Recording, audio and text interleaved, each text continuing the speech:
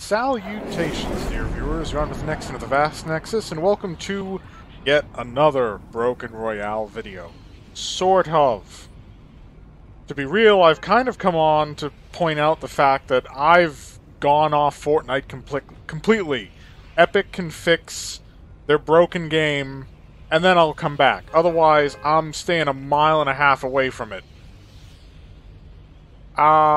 Now, that might seem odd, considering you're watching a Fortnite video, but if you'll notice, between the Quinjets and the Helicarrier, this was 2 seasons ago, back when Fortnite still had some redeeming qualities.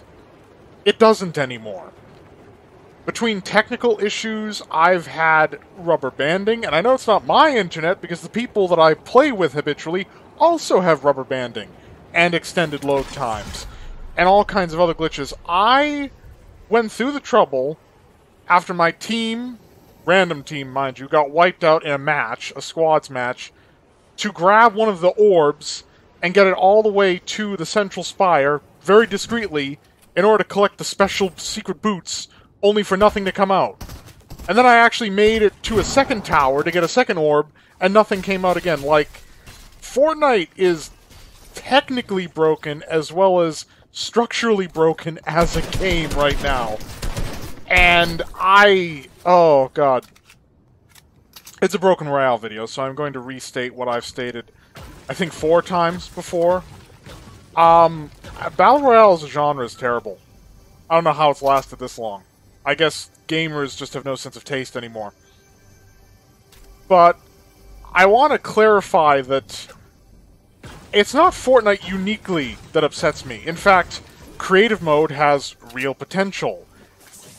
Save the World mode has far more depth and complexity, at least in theory, I can't speak from personal experience, than this Battle Royale crap, and yet this is where everybody goes, because this is the free end.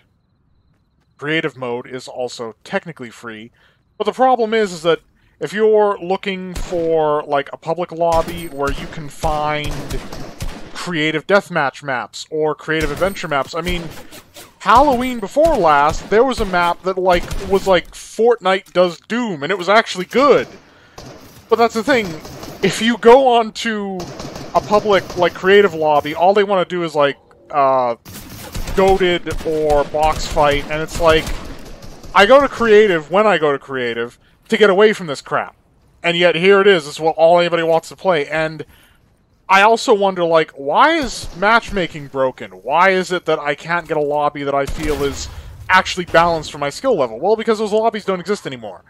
Either they've gone to creative, or they've just left Fortnite completely. The only player base left are those who are so committed to this game that they have no life. And you all know this to be true. Either that or this is their life, they do this professionally. I'd wager the majority of people who dedicate more time to this game than they probably should aren't actually making money off of it. Lots of Zoomers with too much time on their hands. Oh.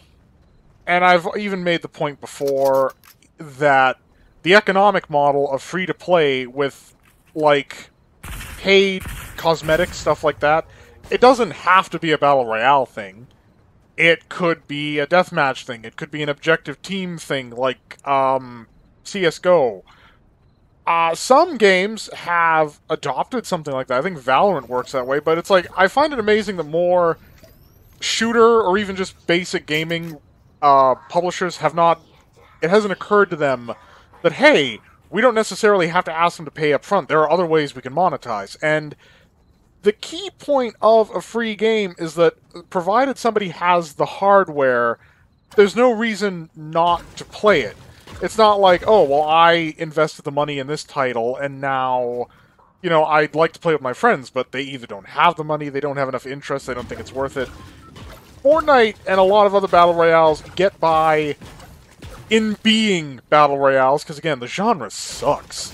They get by because they are free, and fundamentally, PUBG kind of crashed and burned pretty hard because it didn't crash and burn immediately. PUBG survived for a while, but that was because it was the first of its kind. There was a novelty to it. The moment people had a choice of Battle Royale, anything from Fortnite Apex Legends, Warzone, everybody left PUBG because it's like, why would you pay for it when you can do the exact same thing for free? And get more features, and get a game that is stable.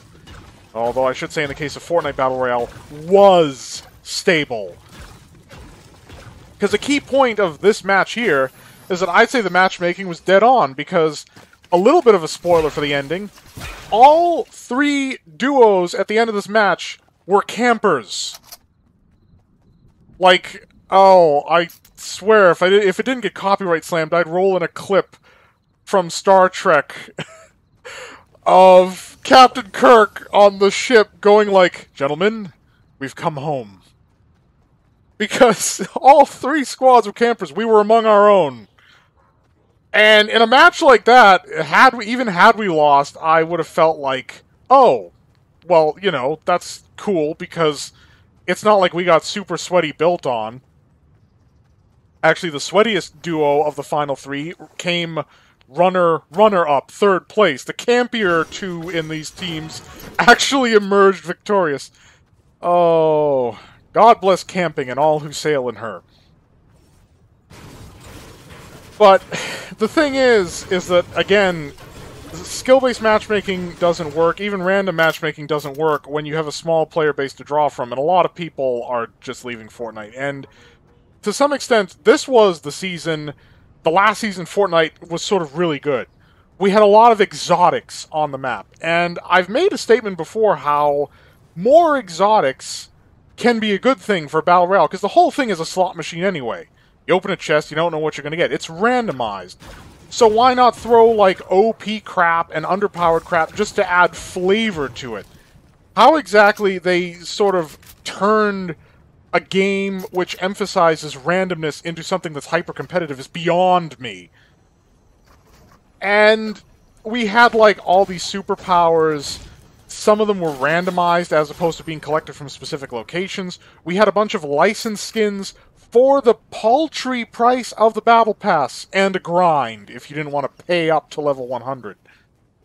And then all of a sudden the next season, oh, we got a bunch of licensed skins for you, but they're not in the Battle Pass. You're going to have to pay for them individually. And in some cases, even their effects, they're like pickaxes and their gliders. You'll have to pay for that separately. And we gave them a pass at the time. I mean, the Mandalorian was in there as part of the Battle Pass. It had redeeming qualities, but everybody felt that that was sort of kind of the splashdown after, like, Spies or whatever. The Chapter 2 Season 3 after Chapter 2 Season 2. The kind of letdown. And we were like, how are they going to make this as good as Season 4? Which is what you're watching. How are they going to make this as good as the whole Marvel crossover? The answer to that question is they ain't. They ain't doing it.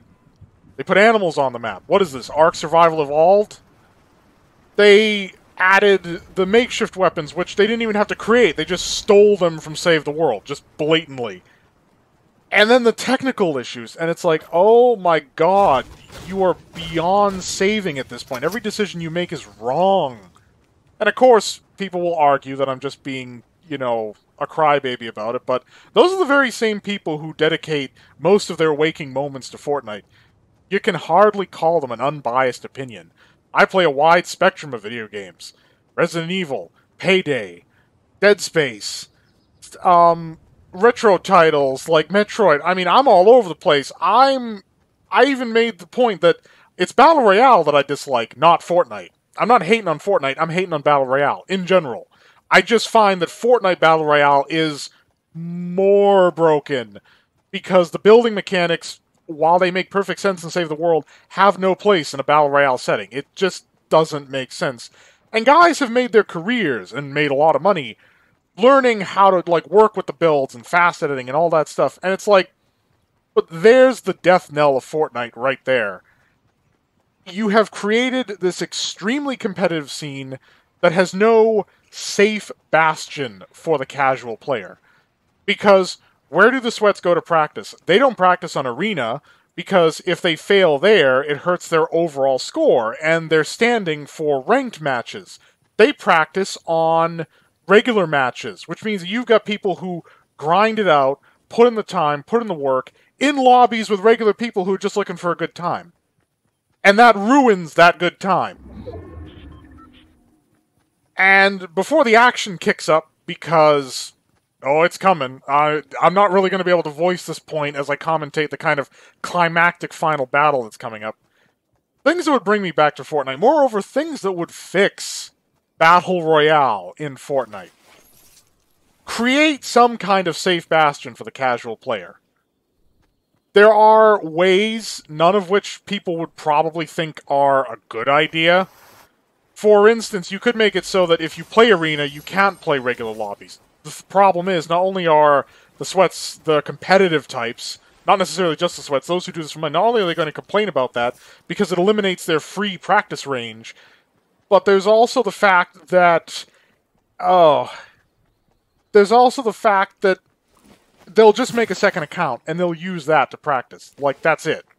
That's all they'll do. Then, of course, another alternative that I thought of is that in the one-shots mode, they really limit your resources. Like, the amount of mats you can carry is almost none. Why not create a game mode, limited builds, for the casual player who doesn't feel like dealing with all the building BS, where you cap the mats like you do in one-shot. You know, a modest amount of wood, but hardly any stone or metal, so you can build, but stuff like holding walls, tower building, none of that will work. And like I said, you can even name it the scummy casual mode. The thing is, I'd wager it'll still bring some players back, because it's a safety net for those who don't feel like dedicating their entire lives to getting good at the game. And another alternative, and I think I've suggested this before, of like having a build magazine. Set it up so that, like a weapon, you have a certain number of builds you can use before you trigger a cooldown.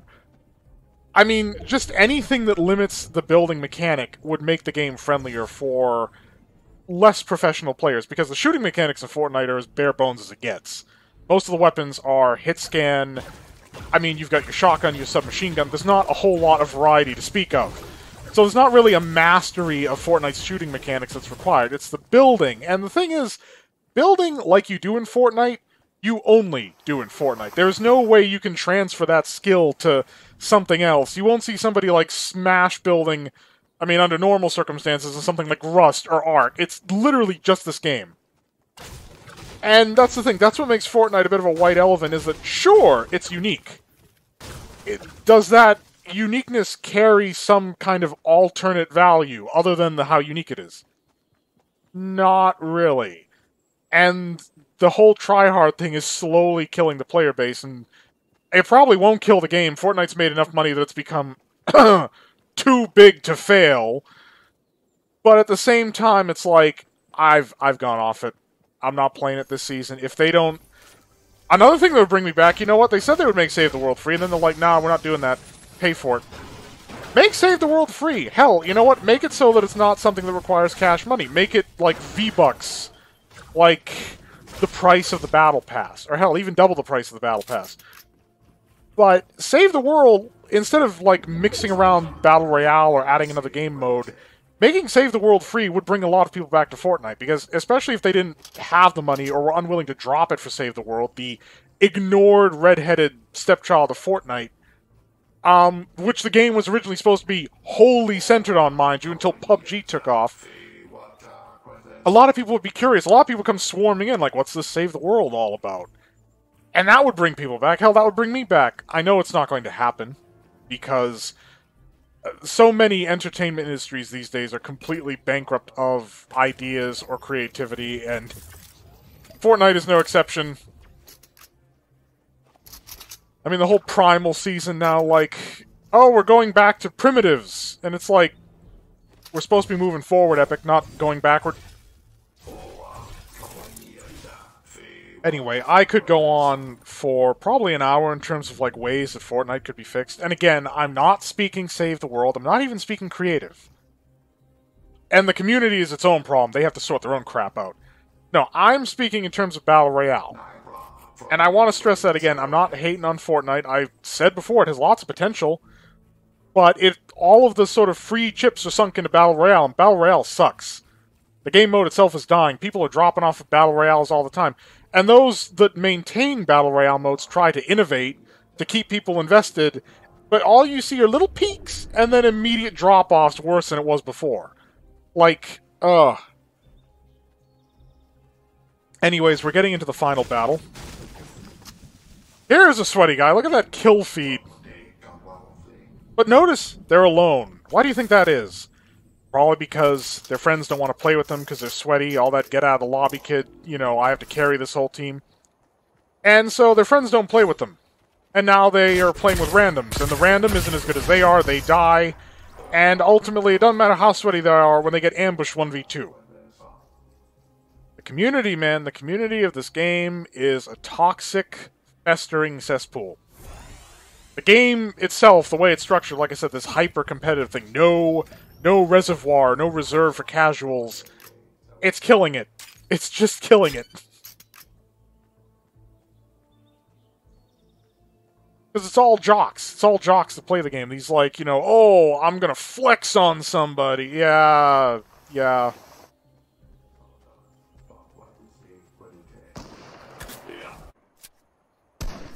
Now, this was the sweaty team I mentioned. You'll notice that they're camping, they're holding their ground, as opposed to pushing, because, God, the W keying that happened in the subsequent season, and now even more so. And here's the runners-up in a bush. Insert joke of, hey, they can't hide in a bush. Me and Z, that's our job!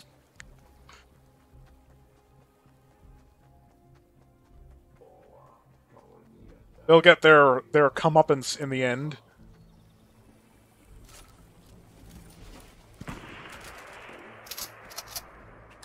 I literally had to tell Z to, like, back away from the windows because I figured they were peeping them, and I'm not sure if I have the footage of them reticle over the windows in this intercut, but no, yeah, they actually took pot shots through the windows and were watching them, so if Z had stuck his head out a bit figuring that, like, what are the odds that they're gonna, like, clip me through a window? Oh no, they probably would have. They probably would have clipped him through the window, and then they would have pushed, because they were like, oh, now's the chance.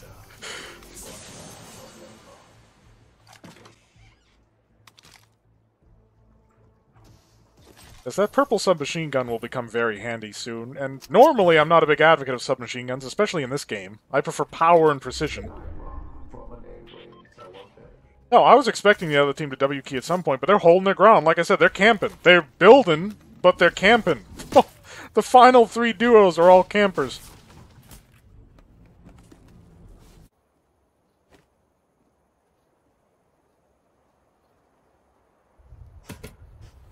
These two have common prefixes on their names, so... they're, what, clanned up? I don't know. Who cares?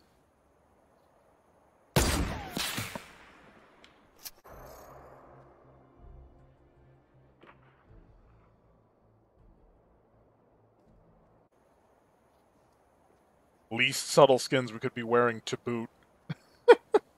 I'm an oppressor, for God's sake. Some flashing red every 2 seconds.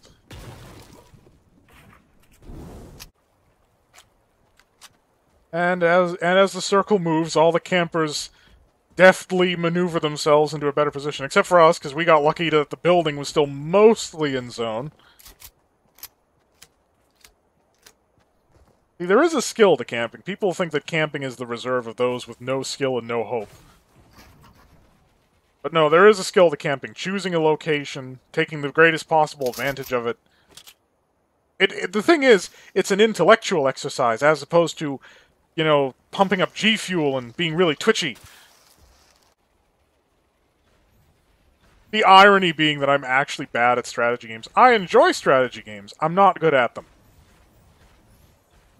That's what a game should be. You shouldn't have to be good at it to enjoy it.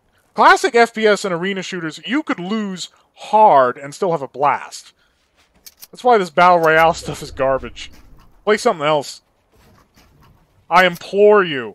Play something else.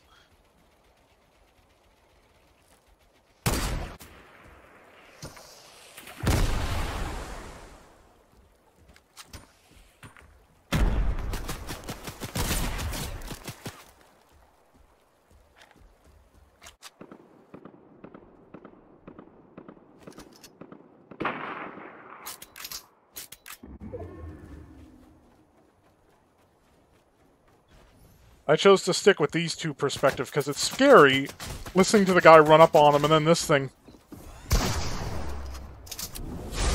And trapped in the storm. Oh. This one didn't even get shot. Knocked down.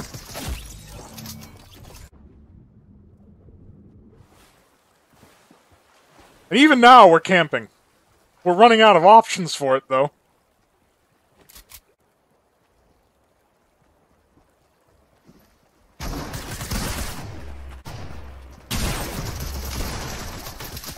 And spray and pray! Oh, thank you all so much for watching. To my friends with whom I used to play Fortnite Battle Royale, I'm sorry. When they fix the game, I will return. I hope you're all staying happy and healthy out there. And as always, fare thee well.